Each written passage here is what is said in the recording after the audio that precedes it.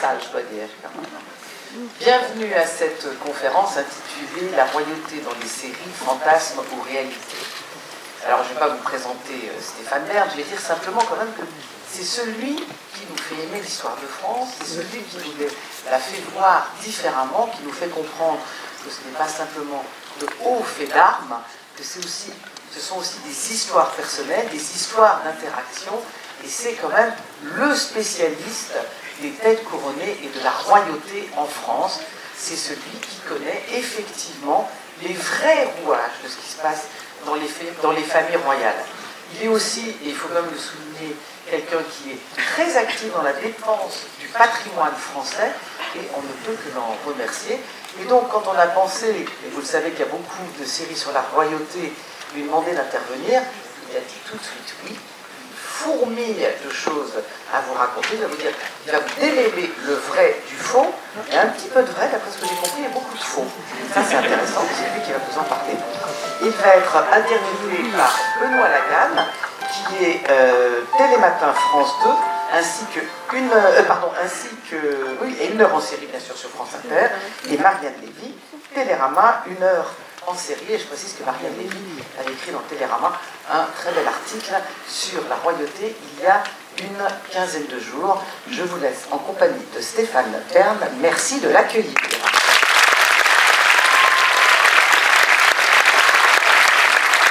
Bonjour à tous.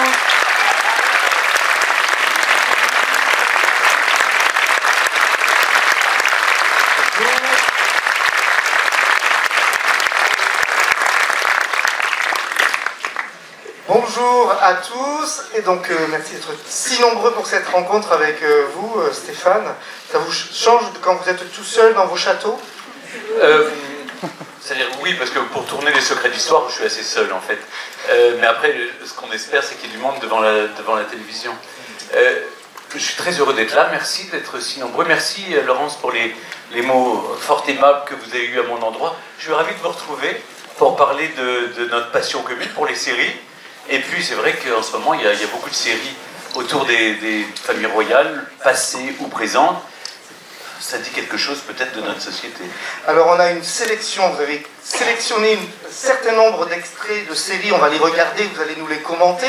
Avant ça, moi j'aimerais juste vous poser une question, parce que c'est vrai qu'aujourd'hui il y a beaucoup de séries autour de la royauté, mais si on ausculte un petit peu l'histoire de la télévision, on voit qu'en fait ça a toujours intéressé la télévision.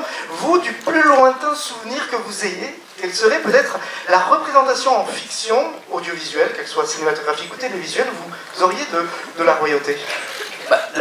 Sans doute l'exemple qui vous vient à l'esprit, c'est pas une série, mais c'est un film.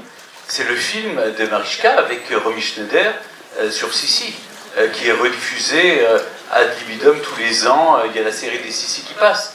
Et ce qu'il faut savoir, c'est que c'est le plus merveilleux film de propagande. Parce que je remets les choses en place en 1955. L'Autriche voulait absolument être considérée comme victime du nazisme pendant la Seconde Guerre mondiale, et voulait être du côté des victimes et non pas du côté des alliés d'Hitler, si bien qu'il fallait faire un film qui montre, qui glorifie, qui rende... C'était un petit peu la maison de la prairie, hein, quand même, la série des Sissi. Ça nous émeut, évidemment, mais ça avait un but politique. Alors depuis, il y a eu d'autres séries sur Sissi, il y a eu un très bon film, je crois, avec Ariel Dombal, qui visiblement partage le même régime minceur que Sissi impératrice. C'est vrai, je vous assure, elle faisait 50, c'est vraiment c'est parfait. En revanche, il y a eu une série sur TF1 qui, là, a un peu saboté quand même l'image de Sissi. On en parlera à toute fin. Mais voilà, le premier exemple, si vous voulez, c'est ça. Mais n'oubliez jamais une chose, c'est que les gens ont acheté la télévision pour regarder le couronnement de la reine Elisabeth en 1953, c'est-à-dire elle est reine depuis 70 ans, c'est son jubilé de platine. Ça a été le début de la télévision et de la mondiovision. Donc c'est vraiment la royauté et la télévision, ce sont des noces barbares peut-être, mais en tout cas ce sont des noces. Comme quoi, il n'y a rien d'étonnant que Netflix lance The Crown au moment où la télévision décline un petit peu, ça c'est amusant. Maria? Oui, en discutant un petit peu avec vous avant cette rencontre, on a constaté qu'il y a une accélération du nombre de productions qui qui traite des familles royales. Comment vous expliquez cette espèce d'accélération? Parce qu'effectivement, il y en a toujours eu, comme vous l'avez rappelé, mais là, il y en a plus, de plus en plus. toujours, il y en a énormément. C'est un peu les nouvelles pop stars. En fait, C'est exactement ça. Il y a plusieurs explications. Une première explication, c'est que je pense que aujourd'hui, quand la manière de raconter l'histoire, il n'y a pas besoin, si vous voulez, de fiction pour raconter la guerre. Il suffit d'ouvrir le journal de 20 heures. Et donc, on a besoin au contraire de s'évader, en tout cas de rêver, à travers des figures emblématiques, des personnes de chair et de sang, qui à la fois nous ressemblent et qui en même temps nous entraînent dans un ailleurs un peu onirique, qui nous font rêver. Au fond, c'est quoi les familles royales? C'est des femmes et des hommes qui sont comme nous, si ce n'est qu'ils ont été placés par l'histoire sur un piédestal. Ils vivent la même vie que nous, mais eux en pleine lumière. Et donc avec toute la problématique de la notoriété, du fait de cette curiosité publique, leurs faits et gestes sont copiés, épiés, observés toute la journée. Et donc avec eux-mêmes, ça leur pose des problèmes. On voit certains pètent les plombs, pour parler, mais ça crée des épisodes formidables dans les séries. D'autres, au contraire, j'en ai connu qui avaient des problèmes psychologiques, devenir anorexiques, par exemple, à cause de cette image qui est en permanence véhiculée. Mais donc, ce sont les dernières figures emblématiques. Nos présidents changent tous les 5 ans, ailleurs c'est tous les 6 ans, en Amérique c'est tous les 4 ans. On a du mal à s'identifier à ces figures. En revanche, les familles royales, on s'identifie vraiment. Il y a toute une presse illustrée qui s'est enrichie d'ailleurs autour de cela. Donc ce sont des figures emblématiques. Et donc, et puis leur vie, je vais vous dire, souvent je me suis fait la réflexion, ou à Monaco ou en Angleterre, en me disant, mais si on écrivait la réalité, les gens ne nous croiraient pas parce que ça dépasse la fiction.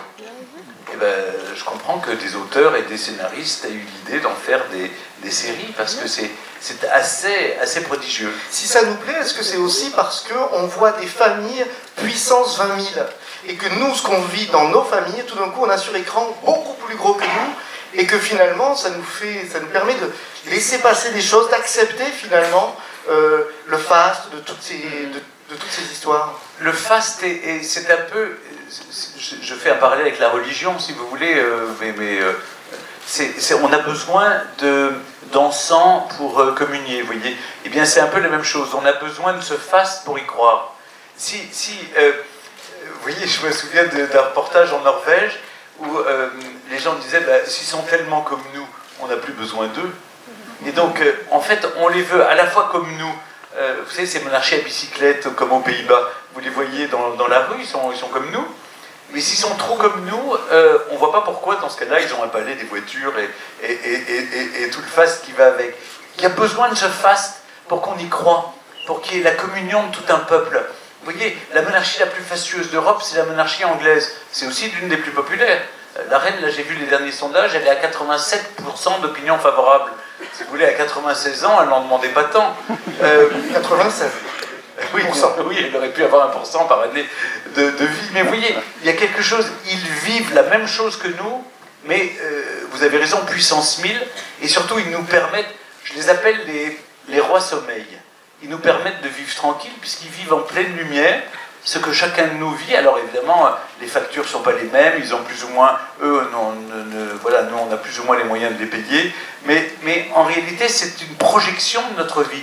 Ils nous tendent un miroir dans lequel on aime voir la gloire, la beauté, l'amour, les joies, et c'est surtout, ça ramène à notre niveau le cycle de la vie.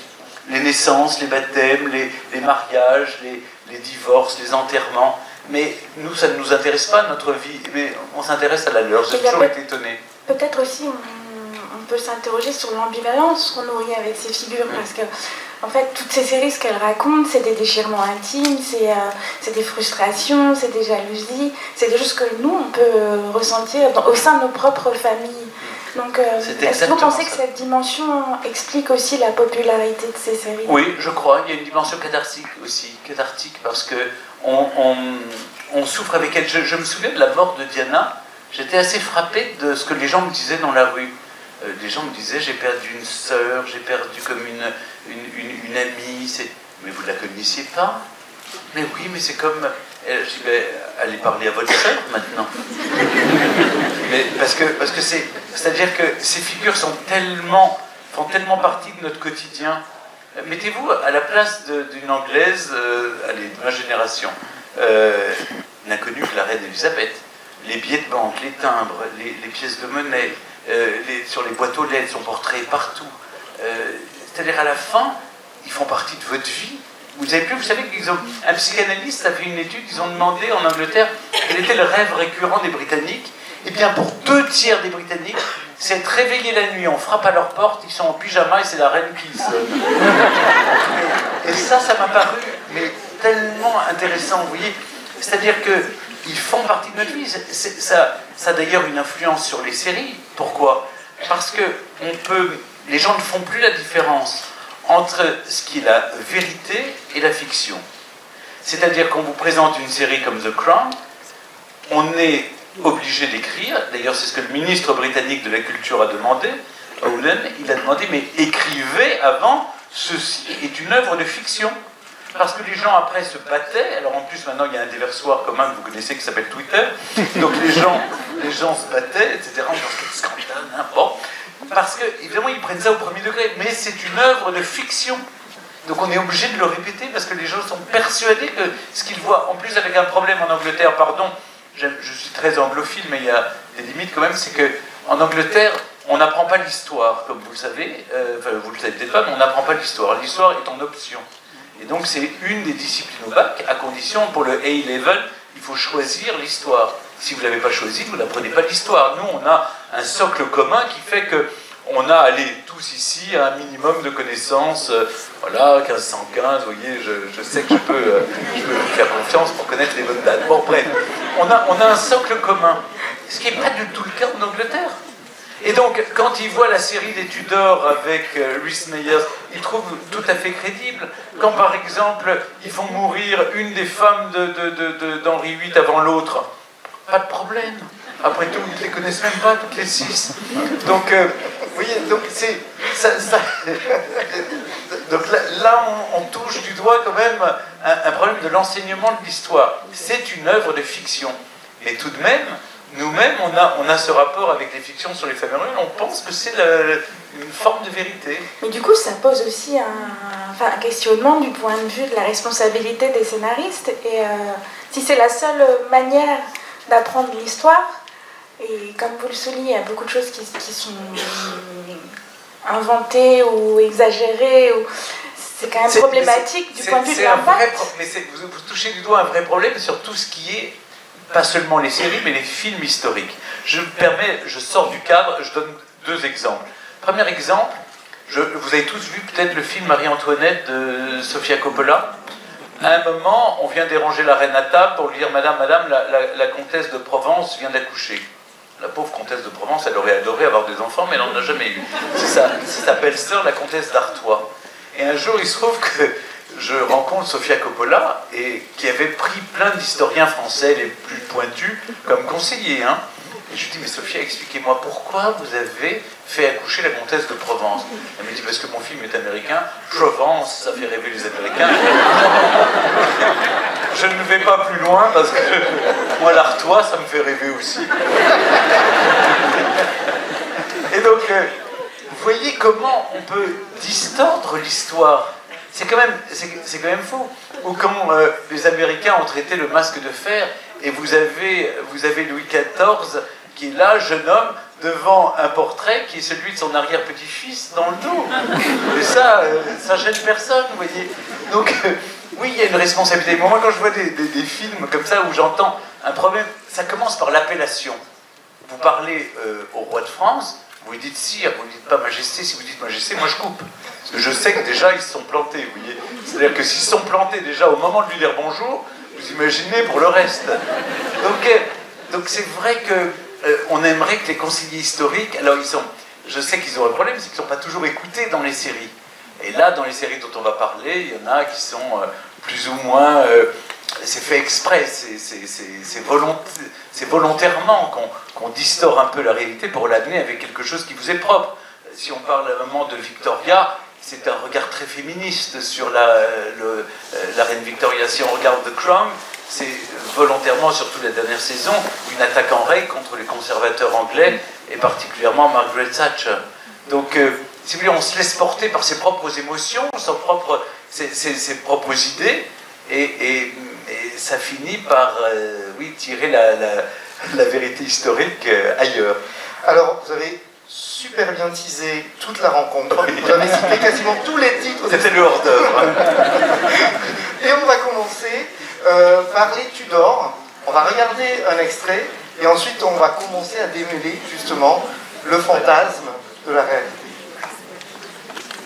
Peut-être le seul problème de la série, c'est qu'il est très beau et que au moment où il est avec Anne Boleyn, déjà, il faut vous imaginer, c'est un colosse, c'est un géant qui passe son temps à manger et à festoyer. Il est obèse, il ressemble pas du tout à là, son costume est plus imposant que lui-même. Ah mais bien sûr, c'était vraiment un sybarite, mais d'ailleurs est un personnage excessif en tout. Là, sur cet extrait, on peut rien dire. Anne Boleyn qui l'implore. Oui, je pense qu'elle aimait vraiment Henri VIII. Henri VIII lui reproche d'avoir couché un peu avec tout le monde. C'était faux. Mais il cherchait un prétexte, évidemment, pour s'en débarrasser, pour la faire condamner et la faire décapiter. Pardon, oui, ça finit mal. Hein. Ceux qui ignoraient le destin d'Anne Boleyn. J'avais tout divulgaché. J'ai tout divulgaché. Non, sur cet extrait, ça va. Il y a des choses qui sont plus gênantes dans la série. Par exemple, des personnages. Alors, oui, il y a des choses amusantes. Le comte de Surrey, par exemple, il a joué un rôle pour Anne de Clèves à la fin. Et manque de peau, je pense qu'il avait. L'acteur, on avait dû lui promettre d'autres choses. On avait dû lui promettre. Enfin, on avait dû le booker sur un autre film. Du coup, il est parti après la première épouse. Donc, il n'a jamais vu Anne de Clèves à la fin, si vous voulez, de la série. Et donc, des personnages essentiels qui ont été là à la cour d'Angleterre pendant toute la vie d'Henri VIII ont disparu au début de la série. Et je pense que c'est simplement une question de casting, si vous voulez. C'est qu'ils étaient plus disponibles au moment de la fin de tournage. Mais donc, ça pose un problème dans le scénario. D'autres, au contraire, il y avait une dame de la cour, par exemple, qui a... à un moment, il lui dit qu'il la trouve trop vieille. Elle a 30 ans. Enfin, oui, il y a des choses qui sont... mais c'est des petites approximations. La seule chose, c'est que le personnage, il est très beau. Évidemment, ça attire le grand public. Hein, Jonathan Rhys-Meyer, mais... Henri VIII ne ressemblait pas à ça. On a les portraits.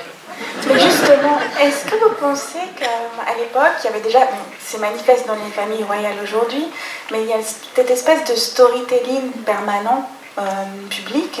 Est-ce que c'était déjà le cas à l'époque des Tudors? Parce que justement, cette espèce de figure de géant qu'on voit quand on se promène à la National Gallery, est-ce que même ses peintures, c'est quelque chose qu'il voulait projeter, lui? Une histoire qu'il racontait à l'Angleterre?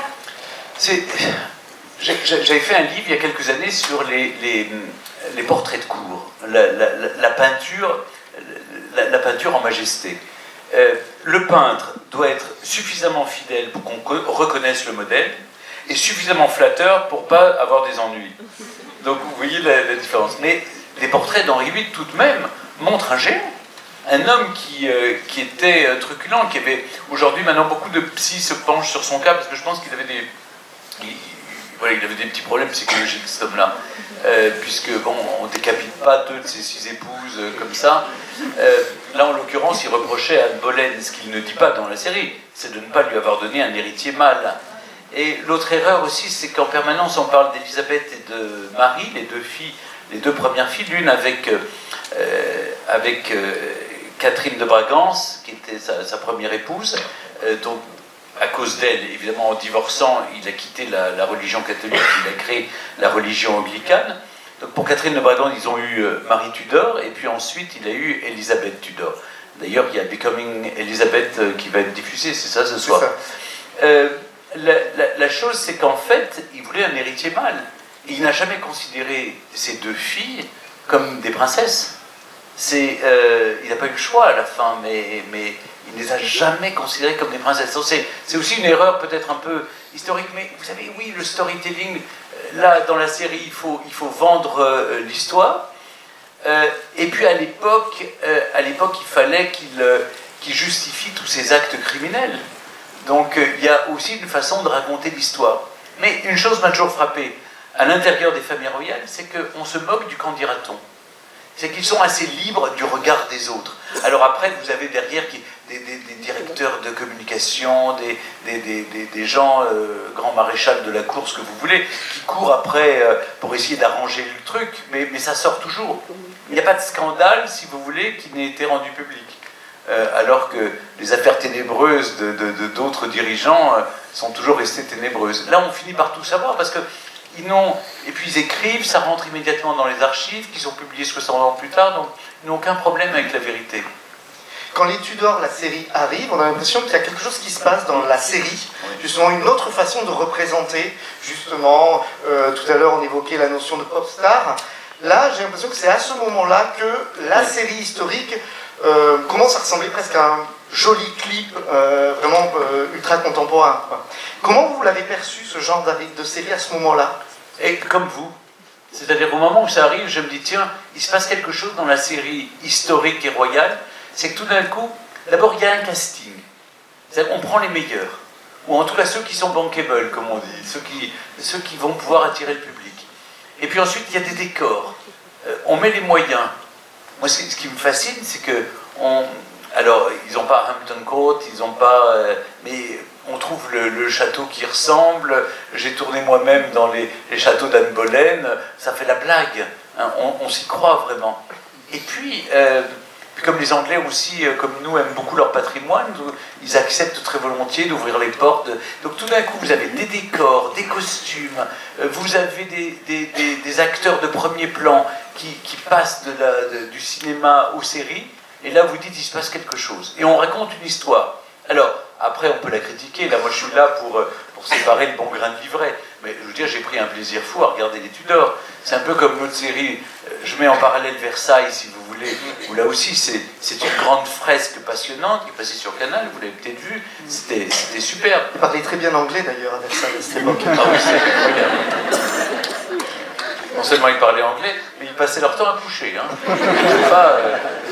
C'est-à-dire, ça montre... Alors, le truc, quand même, sur Versailles, on a dit un mot, c'est que ça nous montre, on est sale, on est très très sale, parce qu'on ne se lavait pas du tout. Alors, quand même, petite... j'ai un jour fait... J'ai commencé ma carrière comme hôte d'accueil au château de Versailles. Alors, je connais assez bien la maison, si je puis dire, et j'ai recensé le nombre de toilettes. Il y en a suffisamment hein, pour le Family, bien sûr. C'est juste les gens qui attendaient à l'entrée des appartements, qui ne voulaient pas rater une occasion de tendre un placet, un libelle, une demande de subvention, ou, qui eux se faisaient sur eux, parce qu'ils ne voulaient pas perdre la place, évidemment. Mais les autres, ils allaient aux toilettes. Hein. Donc, mais les Américains ont une vision de Versailles, et puis ça couchait tout le temps. Hein. Dans chaque épisode, je ne sais pas pourquoi ils ont mis des... Tout est allongé. Hein. C'est une série à l'horizontale. Comment expliquez-vous, parce que donc, il y a cette série, les Tudors, qui a introduit ce qu'on appelle le steamy gaze. Steamy pour la vapeur. La vapeur, oui. Voilà, pour la dimension horizontale. Mais il y a une autre série qui a été réalisée par Peter Kosminski, qui s'appelle Wolf Hall, et qui est beaucoup plus politique, qui évoque la confrontation entre les protestants et les catholiques avec Cromwell. Mais en tout cas, les Tudors, c'est une des premières familles au hit parade des séries. Comment vous expliquez l'attraction qu'exerce cette famille? Vous avez au fond un certain nombre de dynasties qui ont tous les ingrédients. Vous avez les Médicis, ça a d'ailleurs fait de très bonnes séries aussi. Les Médicis, les Tudors. J'ajouterais les Valois chez nous, qui sont aussi source parce qu'il y a tous les ingrédients. Vous avez l'amour, vous avez au fond les constances de la nature humaine, le pouvoir, l'argent et l'amour ou le sexe. Hein, on n'est pas obligé d'y mettre de l'amour. Pardon, dans les séries, je veux dire, dans la vie, j'espère que vous y mettez de l'amour. Mais vous voyez, vous avez ces trois ingrédients. Et vous avez la violence, vous avez, parce que pour la fortune ou pour le pouvoir, vous êtes prêt à tout. c'est le point commun entre les Médicis, les Valois et les Tudors. Et vous avez des personnages centraux, vous avez Henri VII, Henri VIII, vous avez Élisabeth Ier, vous avez Marie Tudor, vous avez la rivalité entre Élisabeth Ier et Marie Stuart. Ça nous ramène aux Valois, vous voyez, qui épouse François II de France, de Valois. Donc vous voyez, vous avez des personnages hauts en couleur, du sang, de la chair, oui, cette violence, qui est la violence des temps aussi. Mais si vous voulez, c'est beaucoup plus facile de faire passer les guerres de religion simplement en filigrane à travers ces personnages. Cromwell, Thomas More, vous voyez, tout d'un coup, ça devient la trame de fond d'une épopée familiale, mais vous attirez le public avec cette famille. Et moi, je ne désapprouve pas, au contraire, parce que la toile de fond permet de nous rappeler quand même la violence de ces temps, la violence de cette intolérance religieuse qui a quand même secoué l'Europe au XVe et XVIe siècle, particulièrement au XVIe. Alors justement, on va changer d'époque, parce que ce qui est intéressant aussi dans ces séries, c'est qu'elles parlent toutes de manière plus ou moins élaborée, mais de politique, toujours. Et la série The Crown que vous avez citée, on va regarder un extrait. D'ailleurs, déjà avant de regarder l'extrait, la volonté de cette série, c'est quand même, dès le départ, d'avoir dit on va partir quand même sur des choses qu'on ne sait pas, on va imaginer des choses sur des moments secrets. Et le fait de choisir au casting, qu'on change d'ailleurs de comédien ou de comédienne pour incarner les personnages, est un signe fort de dire on est dans la fiction. Vous, par exemple, parmi les comédiennes qui ont interprété la reine, vous pensez que laquelle est la plus proche d'une certaine réalité? Ah, c'est difficile. Je n'ai rencontré la reine Elisabeth que depuis qu'elle a... écoutez, la première fois que je l'ai rencontrée, ça devait être... Où je l'ai rencontrée, elle était plus près d'Olivia Colman que de Claire Foy. Oui. Mais... je dois dire, je ne sais pas si la transformation est assez probante, c'est qu'elle est les trois à la fois. C'est-à-dire que c'est assez proche d'une certaine réalité. Et on voit, d'ailleurs, elles ont travaillé la gestuelle, la posture. Moi, j'ai beaucoup aimé Olivia Colman dans la saison 3 et 4, même si, évidemment, j'ai trouvé que sur la véracité historique, la première et la deuxième saison étaient beaucoup plus proches de la vérité. Maintenant, si vous voulez, oui, il y a un casting formidable. Helena Bonham Carter, qui en plus a vu la princesse Margaret lui apparaître grâce à une voyante. Et oui. Alors on va regarder un extrait, on en parle après. C'est un extrait de la saison 3.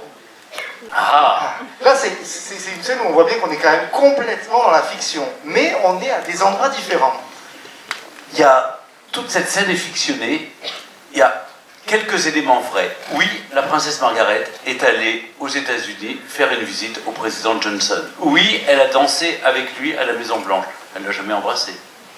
Il paraît que le dîner était le plus ennuyeux auquel elle n'ait jamais assisté. Donc tout ça et puis on parle de renflouement du prêt. Il fallait combler la dette britannique auprès de l'Amérique, et c'est grâce à cette visite qu'elle aurait soi-disant renfloué la dette. Pas du tout. Le prêt était déjà signé bien avant qu'elle y aille. En revanche, ce qui est très très fin et très juste, c'est la psychologie des personnages. Là, on est vraiment, par exemple, c'est fascinant, la reine est comme ça. Le prince Philippe a cette voix, enfin il l'avait, puisque le pauvre est décédé. Mais on est vraiment, la princesse Margaret, elle est captivante, elle était amusante, elle était la psychologie des personnages est juste, on ne peut rien dire. Mais toute la scène n'a pas eu lieu. C'est ça qui est fou d'ailleurs. Je demandais à un biographe qui s'appelle Hugo Vickers de me raconter ce voyage, je crois que c'est 1955 ou 58, je ne sais plus, chez le président Johnson.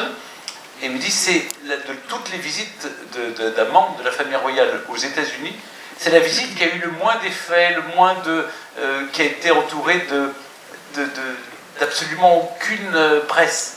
En revanche, ce que je trouve très juste, c'est le comportement. Vous voyez, la manière dont la princesse Margaret tient son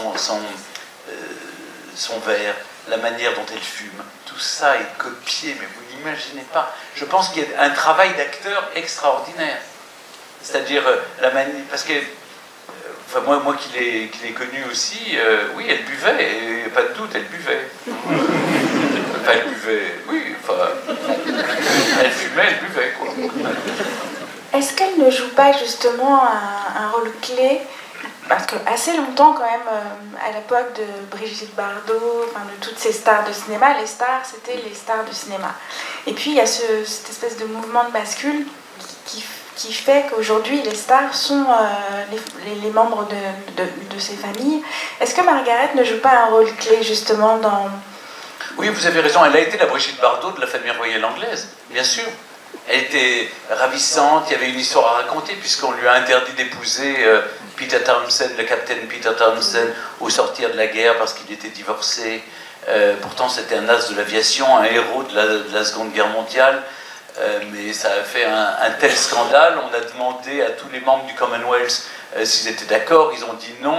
Churchill s'est opposé au mariage, enfin ça a été une histoire incroyable. Et la reine s'est toujours sentie coupable d'avoir empêché sa sœur cadette d'être heureuse. Et donc, après, elle l'a laissé épouser le photographe mondain Anthony Armstrong Jones. Voilà, c'était le Swinging London, oui, ils étaient un peu c'était hype, ils étaient un peu les icônes du Swinging London. Ils ont fait les 400 coups, ils sortaient, c'était l'amour libre, voilà, on faisait un peu ce qu'on voulait.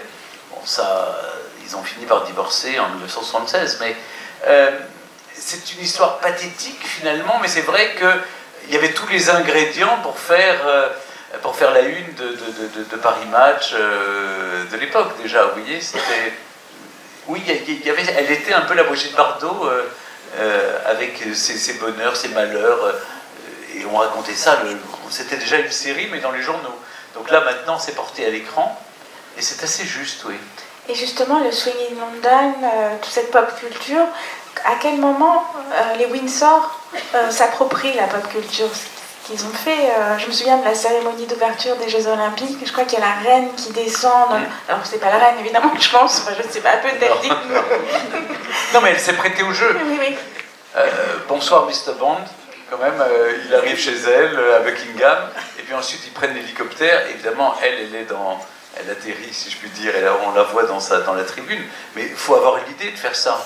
Ou quand elle fait un défi pour les Invictus Games avec Barack Obama, go, quand elle donne le go et que c'est un jeu de deux chefs d'État qui se challenge, je trouve que c'est aussi osé. Elle a fait des choses osées. Elle a suffisamment d'humour sur elle-même, d'ailleurs, pour accepter qu'on la mette un peu en danger de ce point de vue-là. Mais... C'est-à-dire que la fameuse... Pardonnez-moi, je vous ai coupé. Non. La fameuse question du soft power, elle comprend que la pop culture, c'est un instrument presque politique, en fait. Elle comprend, mais elle comprend tard. C'est-à-dire, en réalité, elle n'a anticipé aucune mode. Ils ne sont pas là pour ça, d'ailleurs. Ils sont là pour incarner les valeurs pérennes de la société, pendant que la société continue son cours. Et dans le même temps, elle accompagne les changements, sans jamais les précéder, ni les initier, mais elle les accompagne. Vous voyez bien qu'elle ne porte pas l'armure d'Henri VIII, ni les crinolines de la reine Victoria, hein. Même si maintenant elle est devenue une icône de la mode. Vous avez vu, Anna Wintour a dit qu'elle était une icône de la mode, parce qu'au bout d'un moment, vous devenez kitsch, donc icône. Mais ce qui est très intéressant dans cette notion, c'est que justement, elle accompagne les mouvements et les changements de la société. Quand elle a commencé son règne, les divorcés n'étaient pas admis dans le cercle royal. Aujourd'hui, elle ne pourrait plus recevoir sa famille, vous voyez, donc ça serait gênant pour les déjeuners. Donc, vous voyez, elle s'est ouverte aux choses. On l'a initiée, elle a évolué avec le temps, mais elle avait des éléments autour d'elle qui favorisaient les modes, comme Margaret. Donc, c'est au fond Théodore Zeldin, qui est un philosophe, qui est un sociologue, qui a réfléchi sur qu'est-ce qu'était la famille royale. Il disait c'est une palette de couleurs dans laquelle chacun peut se reconnaître. Et au fond, vous avez une sorte de kaléidoscope. Vous avez besoin de tout le monde. Vous avez besoin de la tante un peu un peu fofolle comme Margaret, vous avez besoin des enfants turbulents, vous avez besoin de la reine qui incarne ce modèle immuable et pérenne. Elle est fiable, elle dit reliable, voilà, elle est fiable. Elle aimerait de temps en temps être plus captivante, mais je vous assure, elle l'est quand même. Mais c'est ça, c'est une palette de couleurs.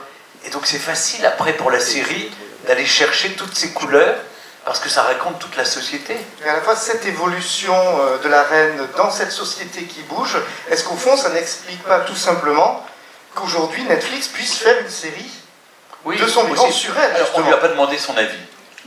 Faut être honnête. On n'a pas demandé son avis, on ne l'a pas sollicité, on ne lui a pas demandé l'autorisation de tourner à Buckingham, mais là où ils sont très malins, c'est qu'il y a Marlborough House juste en face, qui ressemble évidemment, le péristyle est le même, donc on a l'impression qu'on est dans Buckingham, dans The Crown. Les décors sont extraordinaires, tout est absolument, les reconstitutions sont parfaites. Et on ne sait pas si elle l'a vu. Certains disent qu'elle aurait vu la première et la deuxième saison. Mais, je vous assure, moi j'ai regardé la première saison, à un moment, une scène qui est totalement imaginaire, on voit le duc de Windsor chez lui au bois de Boulogne, en train de regarder le couronnement de la reine Elisabeth, et il y a un invité américain qui se moque. Et là, tout d'un coup, il lui fait la leçon. Et je n'ai jamais rien vu qui explique autant à quoi sert une monarchie que le discours dans la série à ce moment-là. Pour expliquer aux gens à quoi ça sert. Pourquoi est-ce que tout un peuple communie, et même un peuple, 1 milliard de sujets à travers le Commonwealth, des gens qui ne parlent pas la même langue, qui n'ont pas la même couleur de peau, qui n'ont pas la même religion, qui n'ont pas les mêmes convictions, et une géographie incroyable, et qui pensent, qui aiment la même femme.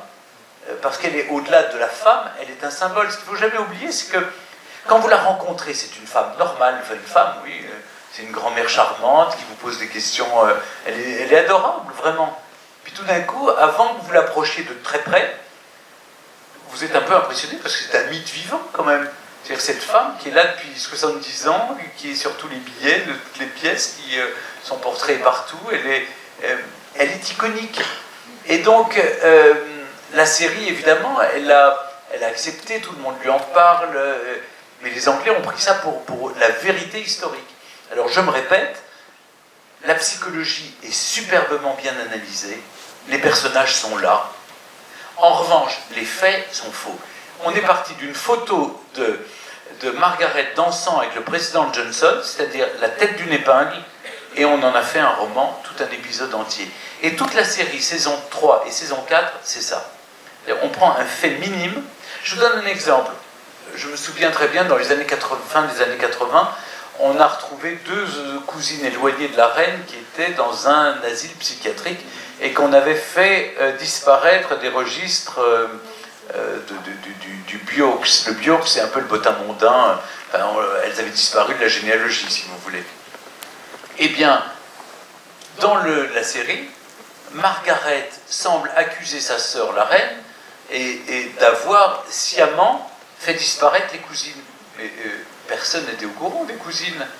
On est allé voir la reine-mère, on lui a demandé, elle n'était pas au courant, c'était sa propre cousine qui avait le sang des tréfusistes, c'est-à-dire elles étaient folles de mère en fille. Et ça, c'est un fait réel, c'est une sorte de démence, et des histoires horribles d'ailleurs. Mais la reine n'était absolument pas au courant. Donc vous voyez, on a pris un fait qui avait fait la une du Sun et du Daily Mirror à l'époque, et on a mis ça sur le dos de la reine. C'est pas possible. De même, il y a plein d'exemples dans les dernières saisons. Par exemple, on pense que le déclenchement de la guerre des Malouines, c'est parce que Margaret Thatcher avait perdu, son fils avait disparu dans le Paris-Dakar. L'histoire, par exemple, qu'il y avait le test de Balmoral où on humiliait Margaret Thatcher elle est arrivée sans les bonnes tenues, avec des talons comme ça dans la boue pour aller à une chasse à la grouse. Tout ça est faux. Évidemment, à chaque fois que vous êtes invité, pardon de vous révéler les petits secrets, mais quand vous êtes invité à Buckingham, on vous envoie une liste des affaires dont vous aurez besoin. Quelle est la tenue pour le petit déjeuner, quelle est la tenue pour... Là, parce que les gens ne savent pas forcément. Et donc on vous guide. Alors, donc ce test, et puis alors une autre scène, pardon, je peux vous allonger toutes les scènes où on raconte n'importe quoi. À un moment, il y a cette pauvre princesse Diana qui arrive et qui ne sait plus à qui faire la révérence. Alors elle est humiliée parce qu'on lui dit mais la pauvre, vraiment, elle ne sait vraiment pas se comporter. C'est ridicule, elle a été élevée avec les enfants royaux. Elle sait exactement à qui faire la révérence, à qui parler en premier. Le Park House était vraiment voisin de Sandringham. Elle a été élevée à côté de... Son père était l'écuyer de la reine. Vous voyez, donc, c'est bon pour la fiction, c'est bon parce que ça, voilà, ça nous raconte une histoire. Mais le fait n'est pas réel. On trahit la vérité. Alors, on est habitué un petit peu à cette distorsion, augmentation de la réalité avec les tabloïds. On a plus de mal à comprendre toutes ces inventions de la part d'un scénariste comme Peter Morgan, qui est quand même un grand scénariste. Et il y a peut-être une façon de fictionnaliser la réalité. Comment vous expliquez tous ces écarts? C'est assez systématique? C'est systématique, surtout dans les 2 dernières saisons. Notamment la lettre que Lord Mountbatten aurait écrite à son neveu, le prince Charles, pour l'obliger à épouser Diana. Les menaces du prince Philippe. Tout ça, on le sait, c'est faux. Et il lui-même le reconnaît. C'est pas comme s'il disait non, j'ai mes sources. Non, il dit bah oui, j'ai pris des libertés avec la vérité parce que ça collait bien à la psychologie de mes personnages. Il joue avec cette idée de légende finalement, oui. Complètement. Il assume le fait de légendifier totalement cette histoire. Absolument, absolument. Mais je pense que, sans rentrer dans les détails privés qui ne nous regardent pas, mais il vivait, comme vous le savez, avec la comédienne qui joue Margaret Thatcher, Gillian Anderson. À ce moment-là, je crois qu'ils se sont séparés à la fin du tournage. Donc je pense que ça n'allait pas très bien. Mais du coup, tout est à charge contre Margaret Thatcher. C'est-à-dire tout est mis sur le dos des conservateurs. À un moment, vous savez, il y a un épisode, c'est 82, je crois. Il y a un garçon qui s'appelle Michael Fagan, qui était un peu fêlé, et qui a réussi à s'introduire dans Buckingham Palace, et qui est allé s'asseoir sur le lit de la reine. Et donc, d'après la série, donc, dans The Crown, il s'assoit sur le lit de la reine, et puis il vient lui dire « Ah, il faut vraiment que vous nous aidiez, par contre, on n'en peut plus de Margaret Thatcher, vraiment, les conservateurs... » Oui, c'est sans doute vrai, mais il ne l'a jamais dit. Il a reconnu lui-même qu'il n'avait aucune ambition politique, qu'il n'avait aucune intention, il voulait juste voir sa reine et lui parler. Bon, c'était un peu tôt dans la journée. On ne s'introduit pas dans la chambre de la reine par effraction, elle a eu peur, elle a sonné, elle n'a pas commencé à lui parler, elle a sonné tout de suite, quelqu'un est arrivé, et voilà, et on a délogé le jeune homme. Finalement, je pense qu'il faudrait proposer à Netflix une sorte de dossier de l'écran, et à chaque épisode de The Crown, vous animez un dossier de l'écran pour montrer. Oui, mais en même temps, il y a je ne veux pas après être le monsieur un peu docte comme ça qui vient dire ça c'est faux, ça c'est vrai, ça c'est... Il n'en reste pas moins qu'il y a un charme dans cette série. Et que, vous savez, il y a eu pas mal d'éditorialistes qui se sont posé la question pour savoir si ça allait provoquer une baisse d'adhésion, j'allais dire, à la monarchie en Grande-Bretagne. Et bien au contraire. C'est-à-dire, quoi que vous racontiez sur eux, quoi que vous filmiez, quoi que vous écriviez, eh bien l'adhésion est totale. On les aime encore plus, malgré leurs défauts, avec leurs turpitudes parfois, avec leurs... vous voyez, je lisais les éditorialistes anglais qui disaient regardez comment on présente le prince Charles, c'est tout à fait faux. C'est, par exemple, un truc qui est quand même faux. On dit que le cadeau des 2 bracelets qu'il a offert à Camilla, comme c'était un cadeau d'adieu et non pas un cadeau de retrouvailles. Mais c'est vraiment un cadeau d'adieu. Non, là, il présente ça comme ils n'ont jamais rompu. Alors que tout le monde sait qu'il a renoué avec Camilla quand... Une fois que Diana a dit que son mariage était irrémédiablement foutu, qu'ils allaient dans le mur. Là, il a renoué avec Camilla seulement à ce moment-là, mais autrement, il lui a été loyal et fidèle. Il n'y a pas de question là-dessus. Mais ce n'est pas du tout la version qu'il donne dans The Crown. Et donc, on pensait que ça allait nuire au prince Charles. Et puis là, la reine a dit, ben voilà, après moi, il y aura le prince Charles et son épouse Camilla. Et les gens, à 80%, disent elle a raison, oui, bravo. Donc vous voyez, ça n'a aucun impact, ni en bien ni en mal. Au contraire, ça ne fait que renforcer le mythe. Voilà, c'est une série qui finalement rend culte la famille royale britannique, je crois. On pourrait vous entendre parler des heures et des heures encore de The Crown. On va passer à une autre série que vous aimez particulièrement, Atlantic Crossing, où là aussi on se permet des libertés. Vous pouvez dire avant qu'on regarde la série, parce qu'elle est peut-être moins connue. Alors elle est moins connue parce qu'elle est passée sur Chérie 25 et je sais pas. Alors ça raconte quoi? Attends. Ça raconte, pendant la guerre, l'Allemagne nazie envahit le Danemark et la Norvège. La Suède est neutre. Une princesse de Suède avait épousé Olaf, le futur roi Olaf V de Norvège. Le roi à l'époque c'était Haakon VII, et qui était un prince danois à l'origine. Et donc la famille royale de Norvège se trouve prise dans les menacée par les nazis, parce que les nazis voulaient s'en servir évidemment comme pour que la Norvège capitule. Or la Norvège n'a pas capitulé. La Norvège très courageusement s'est battue, notamment dans les montagnes du nord du pays. Les skieurs norvégiens, l'armée a essayé de se battre jusqu'au dernier moment. Il se trouve qu'à ce moment-là, les troupes britanniques se sont retirées, abandonnant la famille royale, abandonnant les Norvégiens, qui ont été obligés de capituler. Et à ce moment-là, la famille royale est partie en exil. Et on raconte que la princesse héritière, donc l'épouse d'Olaf, Martha, qui était princesse de Suède, a fui, elle était allée se réfugier pendant les bombardements en Suède chez son oncle, le roi Gustave V, qui était neutre, mais neutre pro-allemand, enfin neutre. Voilà. Et enfin, il laissait faire les Allemands. Et donc, on les exfiltre. Elle part aux États-Unis avec les enfants. Et là, elle retrouve le président Roosevelt.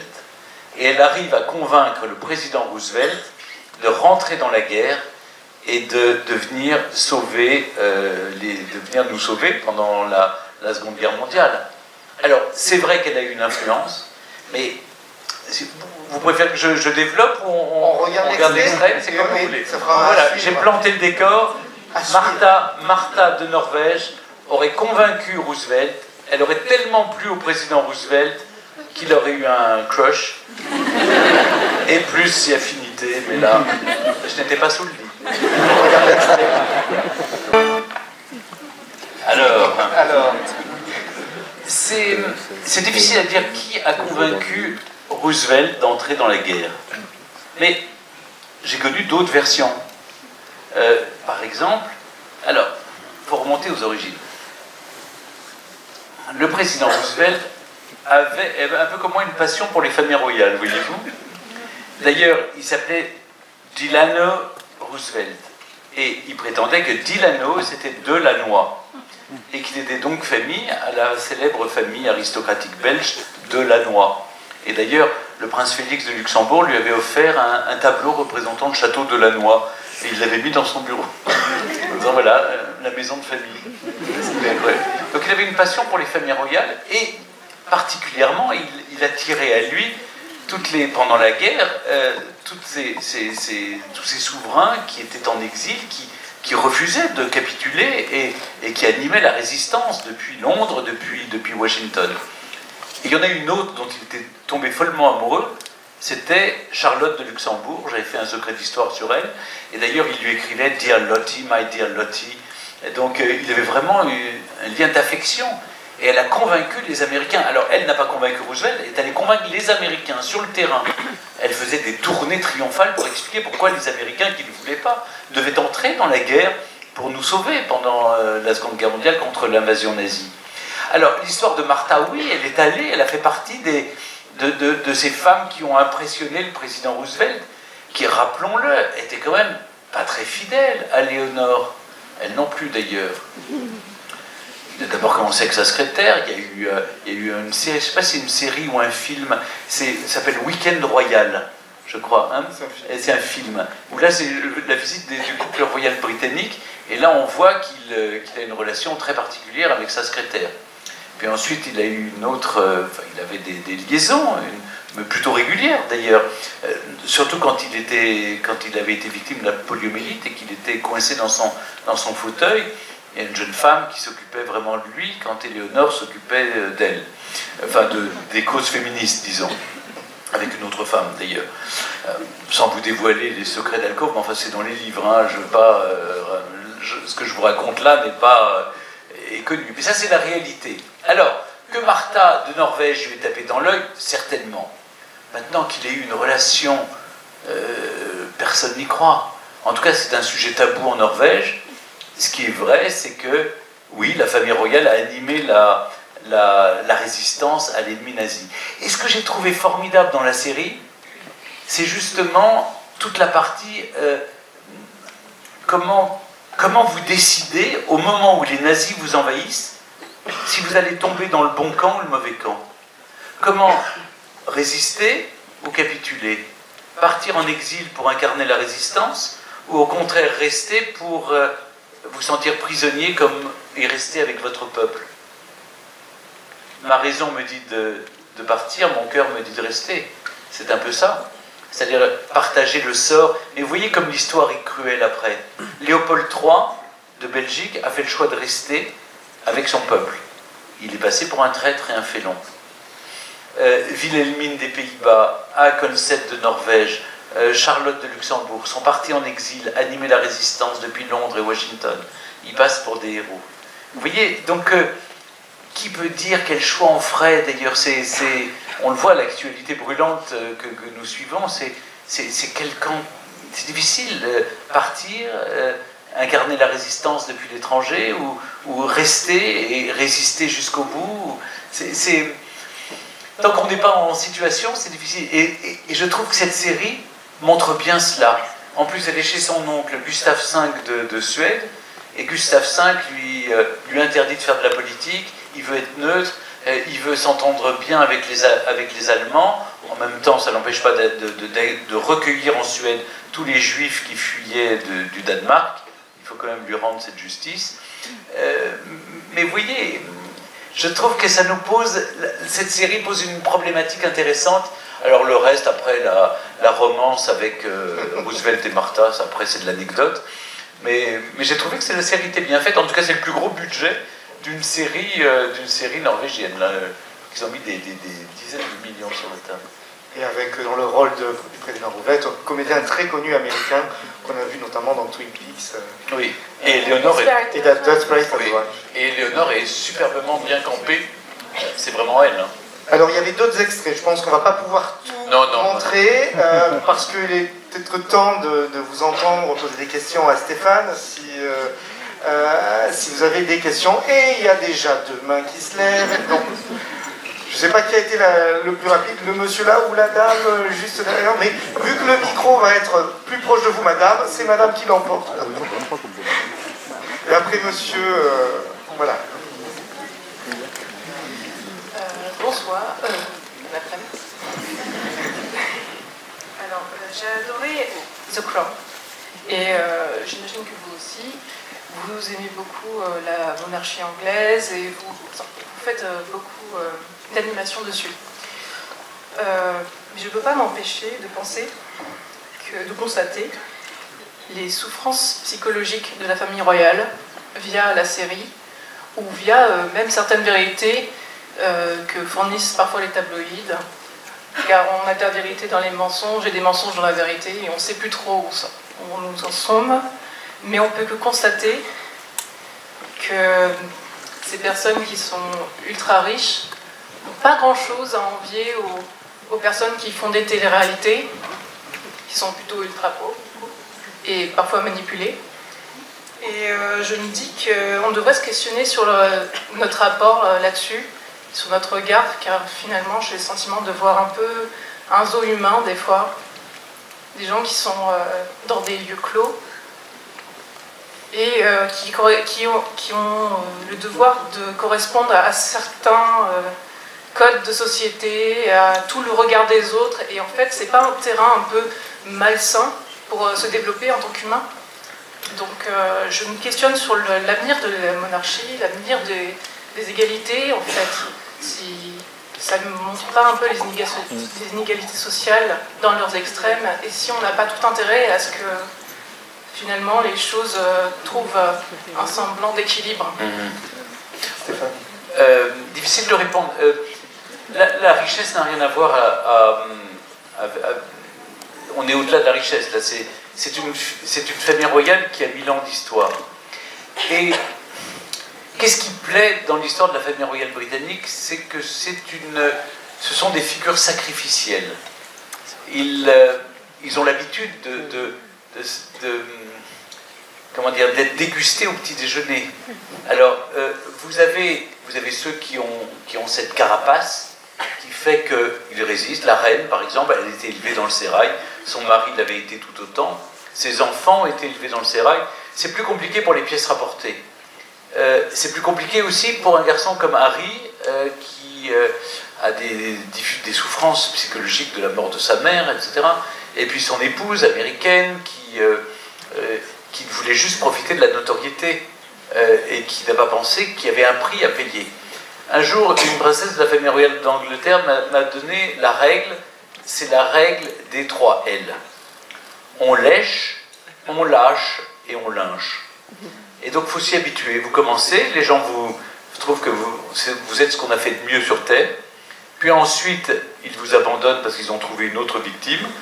Et enfin, ils vous assassinent.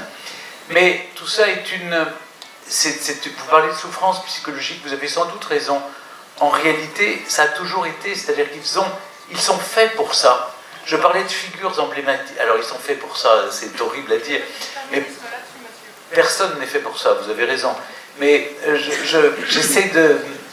C'est difficile de trouver les mots parce que je n'ai pas le vocabulaire psychologique pour le dire. Ils se sont armés pour résister à cette pression-là. Et pour se dire qu'on parle de quelqu'un d'autre. Vous voyez, d'avoir suffisamment de distance pour les personnages. Ils n'ont pas regardé la série, ou s'ils l'ont regardé, ils regardent ça comme si c'était quelqu'un d'autre. Alors, eux ne se sont pas déshumanisés. Mais, si vous voulez, ils sont en permanence en contact avec la réalité, puisque tous les jours, ils sont dans la rue avec les gens. Si vous voyez que font-ils? Ils ne sont jamais dans leur bureau. Ils sont en permanence en train d'inaugurer un hôpital, une crèche, une maison de retraite, une statue, une rue, etc. etc. Je les vois faire. Et ils sont en permanence avec la rue, avec les gens, les vrais gens, comme on dit. Et les vrais gens leur disent « on vous aime ». Donc si vous voulez, la vraie dichotomie, elle est entre ce que montrent les tabloïds, ce que montre la presse, ce que montrent les séries, et puis le rapport familier qu'ils ont avec les gens. On va peut-être... Ils montrent un peu quand même. Ils sont... un jour, la princesse Anne m'a dit, vous savez, j'ai 1 minute, devant chaque personne, j'ai 1 minute pour la convaincre que je sers à quelque chose. C'est pas facile, hein. Mais ils y arrivent la plupart du temps. Mais ils ont été élevés là-dedans. Et pour eux, ils ne remettent pas ça en question. Et je crois que les Anglais ne remettent pas non plus le système en question. Maintenant, là où vous avez raison, c'est que personne n'a à subir ce genre de pression psychologique ou de choses dégoûtantes qu'on peut raconter sur vous. Et eux en subissent beaucoup. Ça, je suis d'accord avec vous. Alors, on va prendre la question de monsieur. Voilà. Merci. Bonjour Stéphane. Bonjour. Alors je suis ravi non pas de vous voir puisque je suis déficient visuel, mais à minima de vous entendre cet après-midi. Je suis Nicolas Karadziewicz et en fait, vous avez dit avec beaucoup de justesse tout à l'heure que les séries historiques s'inspiraient de visages, de décors. Moi, je suis très sensible évidemment aux voix, aux ambiances et à la musique. Et ma question, en fait, elle est de savoir si, selon vous, justement, cette question d'une approche un peu plus globale de l'expérience qu'on peut faire vivre aux spectateurs, elle est suffisamment présente dans les séries, dans les films, dans les documentaires aujourd'hui, c'est-à-dire est-ce qu'on entend suffisamment, finalement, au vu des archives, eh bien, des choses qui sortent finalement de l'aspect visuel. Et ça m'amène à une petite faveur, puisque ça va faire 1 heure que je vous écoute, j'essaye de vous prendre en photo, mais à chaque fois vous êtes cadré comme ça. Et comme je milite sur le plan professionnel et associatif pour des séries et la culture accessible à tous, eh bien, si vous avez 15 secondes pour qu'on passe une petite photo, eh bien, ça me permettra de faire passer le message. Merci. Je trouverai les 15 secondes nécessaires, ne vous inquiétez pas. Vous posez une très bonne question. Je parlais tout à l'heure, monsieur, de la voix du prince Philippe. C'est-à-dire, moi, il m'arrive souvent de regarder les séries, de les faire tourner sans forcément les regarder. Et je suis très sensible aux voix et à ce qu'on raconte. Et aux musiques aussi. Et les voix, par exemple, dans The Crown, sont formidables. Parce qu'ils ont collé au plus près à la voix de la reine, qui est un peu aiguë, vous voyez, elle monte très vite dans les aigus. Le prince Philippe avait une voix extrêmement chaude, comme ça, une voix de baryton. Le prince Charles aussi, une voix une voix de gorge, comme ça, très, très profonde, très chaleureuse aussi. Étrangement, Camilla a la même voix. Elle est très amusante, vous savez, elle parle comme ça. Alors que Diana avait une voix très... Enfin, vous avez peut-être entendu, elle avait une voix comme ça, très timide. Mais vous avez raison, c'est important le choix des voix. Je pense que...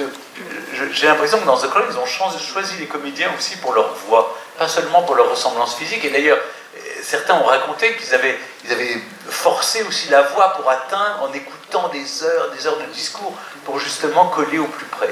Puis vous avez raison, la musique, moi, on peut m'embarquer dans n'importe quelle série avec une bonne musique. Notre question, il y avait une main qui se levait là et là. Et voilà le gilet rouge, enfin pardon, mais... Et après, la chemise bleue. Bonjour Monsieur Ben. Bonjour mademoiselle. Très impressionnée de vous rencontrer en vrai. Je vous suis depuis que je suis toute petite grâce à Secret d'Histoire et aussi l'émission Comment ça va bien que je regardais aussi avec moi. Je pense que c'est grâce à vous si j'ai fait des études d'histoire en partie. Donc merci pour ça. J'avais une petite question. Vous avez parlé tout à l'heure du fait que vous pensez que la reine d'Angleterre n'a peut-être, ou on ne sait pas, regardé la série The Crown.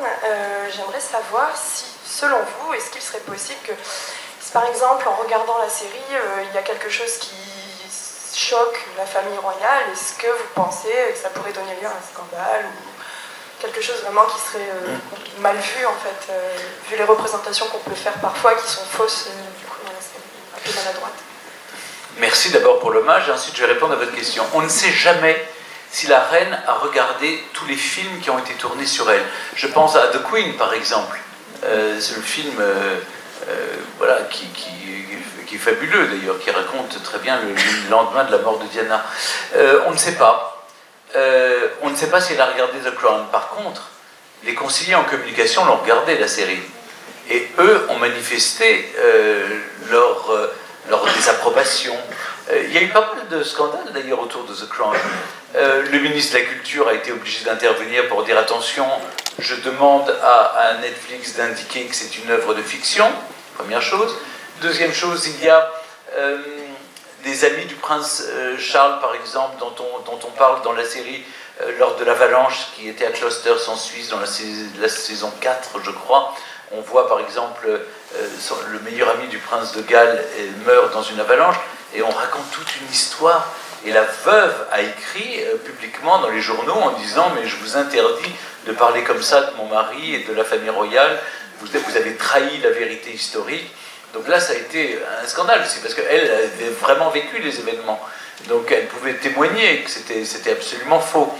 La fille la dernière fille qui reste de Lord Mountbatten a protesté aussi en disant mais jamais mon père a écrit une lettre au prince Charles en disant c'est ta dernière chance, épouse cette fille, sinon je ne sais pas de quoi il la menaçait déjà. Vous voyez, donc la reine, vous n'entendrez jamais, le sacro-saint never explain, never complain, et donc mais les autres se chargent de dire ce qu'ils pensent, oui, heureusement d'ailleurs. Je trouve que c'est juste, après, vous offrez ça au public, après des gens peuvent contester la manière dont on a traité la vérité historique. Madame ?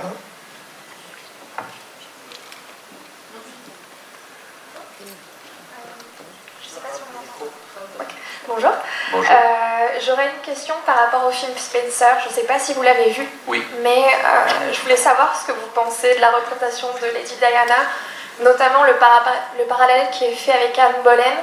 Personnellement, je n'ai pas été très convaincue, donc je voulais savoir si vous trouvez ça pertinent de comparer les Tudors justement avec le prince Charles et la princesse Diana.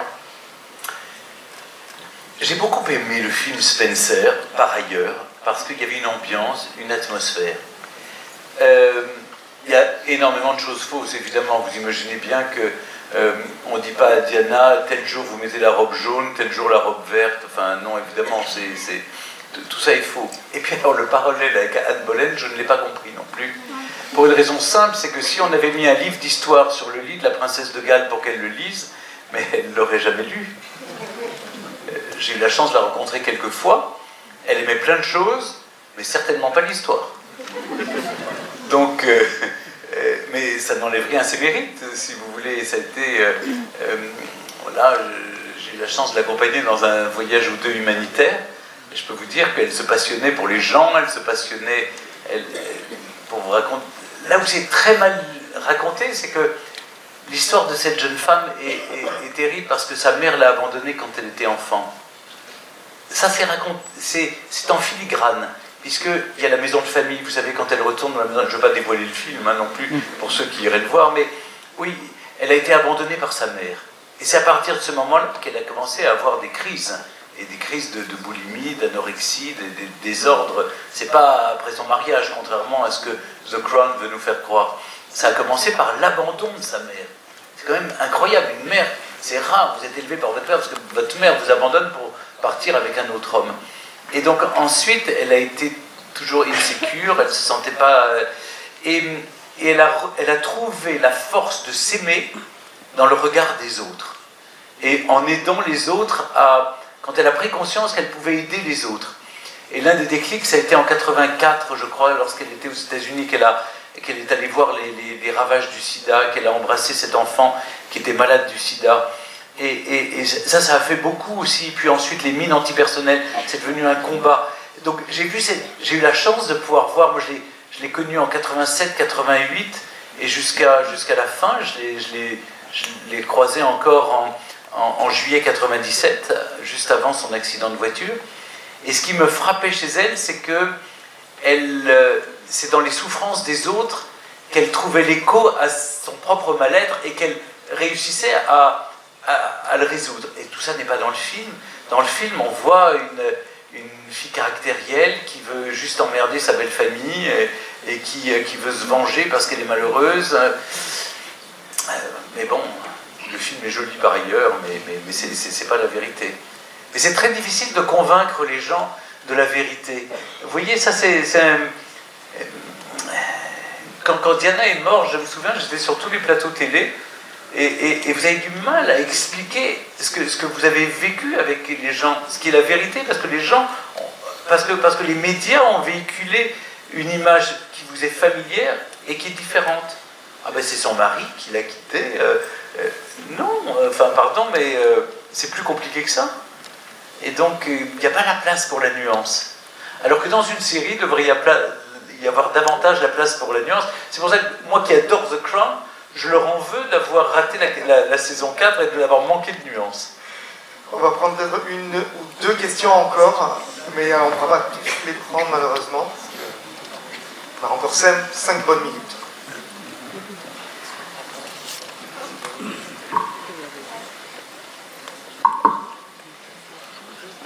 Bonjour. Je voulais savoir quel personnage historique peu connu mériterait d'avoir sa série. Très bonne question. Il y a beaucoup de personnages. Je pense que par exemple, des personnages méconnus de notre propre histoire, je pense Richelieu, Mazarin, voilà des personnages tourmentés, tout à fait énigmatiques. Mais j'ai un projet dans mes cartons, je ne peux pas trop en parler, mais je travaille sur... Parce que tout le monde nous parle de Diane de Poitiers, mais moi c'est Catherine de Médicis qui m'intéresse. Parce que voilà une femme qui a essayé de tenir les choses entre catholiques, protestants, qui avait des fils, elle gouvernait à travers ses fils. On dit toujours que les femmes à l'époque n'avaient pas de pouvoir, elle avait tous les pouvoirs, et elle régnait à travers ses fils, et pas n'importe lesquels, hein, François II, marié à Marie Stuart, Charles IX, et puis Henri III, et puis la reine Margot, évidemment. Donc c'est un personnage qui m'intéresse beaucoup. Je vais creuser, on est en train d'y travailler là.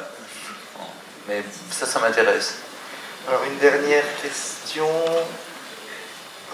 Comment choisir la dernière question? Voilà. Parce qu'après, des gens vont vous en vouloir. J'ai que donné la parole de ce côté, et pas assez de là. Mais oui. Bonjour. Bonjour.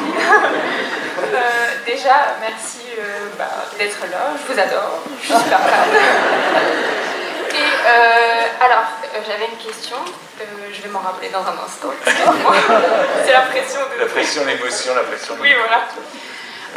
Alors, en fait, toutes ces séries, elles fonctionnent très bien en France. Et tous ces personnages sont très populaires ici. Donc, qu'est-ce que vous pensez du rapport que nous, les Français, on a avec ces figures royales, sachant notre passé, notre histoire? On a coupé la tête à pas mal de monde. Et donc, je voudrais avoir votre avis sur le sujet. Alors, merci pour les mots aimables et votre sourire. Et ensuite, je vais répondre à la question. On a effectivement un problème avec ça. C'est que le général de Gaulle disait « Les Français ont le goût du prince, mais ils vont le chercher à l'étranger ». Et c'est vrai que les Grimaldi et les Windsor sont un peu nos monarchies de substitution. À travers eux, on vit ce flot ininterrompu d'épisodes. En fait, ce sont nos sagas préférées, en quelque sorte. Et ça, c'est un phénomène très intéressant. Je pense qu'il doit y avoir quelque part un fond de culpabilité d'avoir coupé la tête de Louis XVI.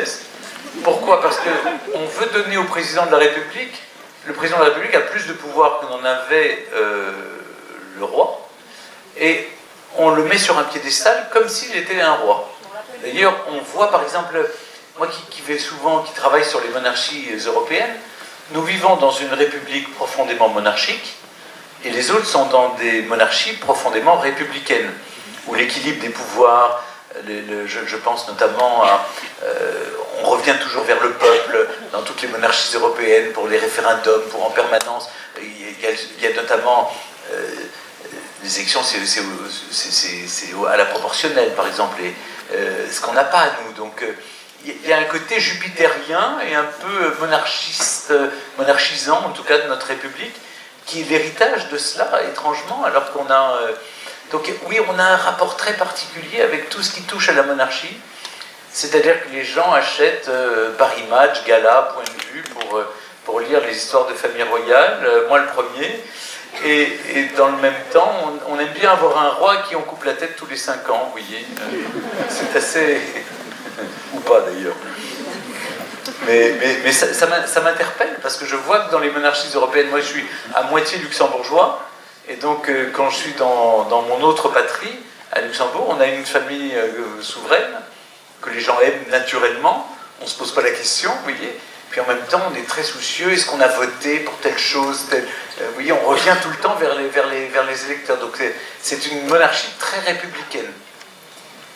Merci beaucoup Stéphane. Je suis désolé pour les autres questions. Voilà.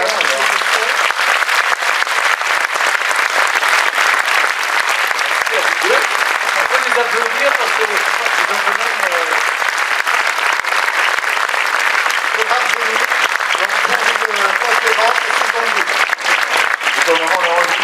je vais faire venir. En tout cas, c'est continuer à regarder des séries et à participer à ce formidable festival. Merci de votre accueil. Merci.